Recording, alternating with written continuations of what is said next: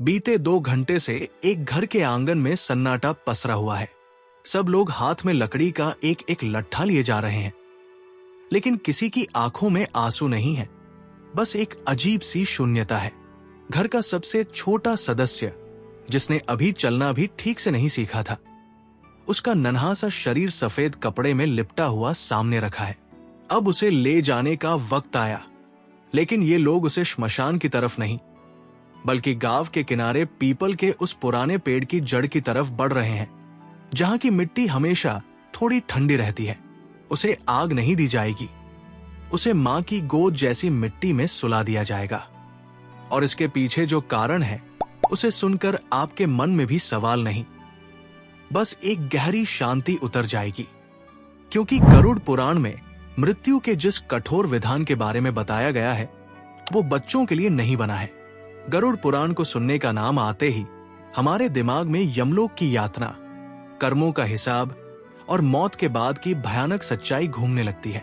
हमें बताया जाता है कि ये ग्रंथ इसलिए सुनाया जाता है ताकि जीवित इंसान को मौत की याद बनी रहे और वो अपने कर्म सुधार ले।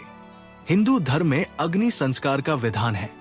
शरीर को पंचतत्व में विलीन करने के लिए जलाना अनिवार्य माना जाता है, ताकि आत्मा का इस संसार से मोह टूट जाए और वो अगले जन्म या मोक्ष की तरफ बढ़ सके। लेकिन जब बात नवजात या 5 साल से छोटे बच्चों की आती है, तो यही गरुड़ पुराण पूरी तरह से पलट जाता है। वहां न तो अग्नि है, न कर्मकांड की जरूरत है, न ही यमराज का कोई डर है। दरअसल गरुड़ पुराण का गूढ़ रहस्य ये है कि हर आत्मा को कर्म के तराजू पर नहीं तौला जाता। जो बच्चे 5 साल की उम्र से पहले इस दुनिया को छोड़ देते हैं, वो कर्म के उस चक्रव्यूह में फंसे ही नहीं होते जिसमें हम और आप हैं।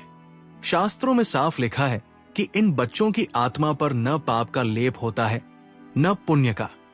ये आत्माएं निर्लिप्त होती है। मृत्यु के समय एक सामान्य वयस्क व्यक्ति को अपना शरीर छोड़ने में इसलिए कष्ट होता है क्योंकि उसका मन उस घर, परिवार, दौलत और रिश्तों से चिपका रहता है। अग्नि का काम सिर्फ मांस और हड्डी को जलाना नहीं है। अग्नि उस मोह को भी जलाती है ताकि आत्मा पीछे मुड़कर न देखे। लेकिन जिस बच्चे ने अभी मोह और माया देखी ही नहीं, जिसे ना लोभ समझ आता है ना अहंकार, वो आत्मा तो पहले से ही मुक्त है। उसे जलाने का कोई औचित्य नहीं है। यही वजह है कि उस निर्दोष शरीर को धरती को सौंप दिया जाता है। सोचिए, पृथ्वी को हम माता कहते हैं। जो बीज अभी अंकुरित ही नहीं हुआ, उसे दोबारा मां की गोद में लौटा देना, ये एक तरह का सौम्य विसर्जन है, न कि विनाश। आपने गौर किया होगा, हिंदू धर्म में सिर्फ बच्चे ही नहीं, साधु सन्यासियों को भी जलाया नहीं जाता, उन्हें भी भूसमाधि दी जाती है। गौर करने वाली बात है कि ये दोनों ही जीवन के 2 छोर हैं। बच्चा अभी समाज के नियमों और माया में बंधा नहीं है, और सन्यासी उन सारे बंधनों को काट कर बाहर निकल चुका है। एक ने अभी संसार में प्रवेश नहीं किया, दूसरा संसार का त्याग कर चुका है। ये दोनों ही अवस्थाएं मोह से परे हैं, इसलिए इन्हें मोह तोड़ने वाली अग्नि की जरूरत नहीं। और अगर हम गरुड़ पुराण के कर्म सिद्धांत की गहराई में जाएं, तो एक और सच्चाई सामने आती है। माना जाता है कि जो बच्चे बहुत छोटी उम्र में चले जाते हैं, वो दरअसल अपने माता पिता का कोई प्रारब्ध ऋण चुकता करने आए थे।